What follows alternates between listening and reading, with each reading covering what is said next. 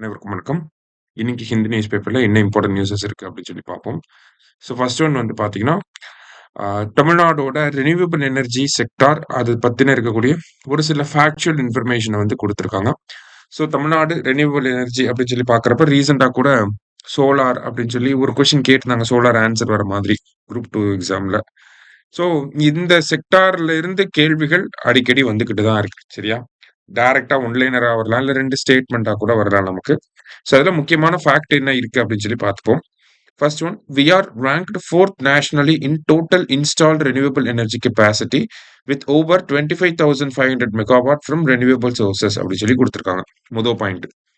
என்ன சொல்றாங்கன்னா, மொத்த நிறுவப்பட்ட அந்த ரினியூவபிள் எனர்ஜி இருக்கு இல்லையா? அத டோட்டல் இன்ஸ்டால்டு கெப்பாசிட்டி அப்படின்னா, மொத்த நிறுவப்பட்ட ஆற்றல் திறன் அப்படின்னு சொல்லி சொல்லுவாங்க. ஸோ அது எவ்வளவு இருக்கு அப்படின்னு சொல்லி பார்த்தீங்கன்னா, 25,500 மெகாவாட் இருக்கு. அதன் அடிப்படையில பார்க்கிறப்ப தமிழ்நாடு வந்து 4வது ரேங்க்ல இருக்கு அப்படின்னு சொல்லி சொல்றாங்க. அடுத்ததா பார்த்தீங்கன்னா, Tamil Nadu stands 2nd nationally with 11,500 megawatt of installed capacity அப்படின்னு சொல்லி சொல்லியிருக்காங்க. எதுல அப்படின்னா விண்ட் எனர்ஜில. விண்ட் எனர்ஜில நம்ம எவ்வளோ இன்ஸ்டால் பண்ணியிருக்கோம்னா 11,500 மெகாவாட் வந்து விண்ட் எனர்ஜி மட்டும் தமிழ்நாட்டுல இருக்கு. ஓகேவா? தமிழ்நாட்டோட total energy capacity, installed energy capacity நிறுவப்பட்ட ஆற்றல் திறன் பார்த்தீங்கன்னா, ரினியூவபிள் எனர்ஜிய பொறுத்தவரைக்கும் 25,500 மெகாவாட். அதுல 11,500 மெகாவாட் மட்டுமே பார்த்தீங்கன்னா, விண்ட் எனர்ஜிக்கு இருக்கு. இந்த விண்ட் எனர்ஜியோட டோட்டல் இன்ஸ்டால்டு கெப்பாசிட்டில தமிழ்நாடு 2வது இடத்துல இருக்கு அப்படின்னு சொல்லி சொல்றாங்க. சரியா? ஓவராலா ரினியூவபிள் எனர்ஜி அப்படின்னா 4த், விண்ட்ன்னு கேட்டா 2nd. சரியா? இந்திய அளவுல. அடுத்தது, நம்ம வந்து என்ன டார்கெட் வச்சிருக்கோம்னா, நம்மளோட மொத்த எலக்ட்ரிசிட்டி நீடுல 50% ரினியூவபிள் எனர்ஜில இருந்தே நம்ம கொண்டு வரணும். அதையும் 2030க்குள்ள பண்ணணும் அப்படின்னு சொல்லி ஒரு டார்கெட்ட வச்சிருக்கோம் நம்ம. சரியா?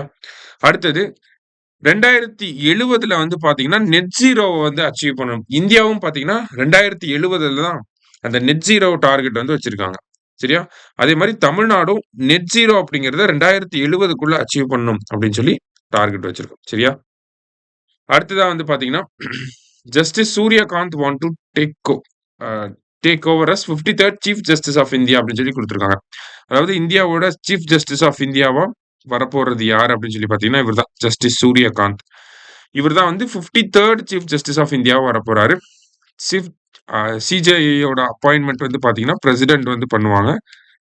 என்ன ஆர்டிகிள்க்கு கீழ பண்றாங்க அப்படின்னு சொல்லி பார்த்தீங்கன்னா, ஆர்டிகிள் 124 சப் கிளாஸ் 2.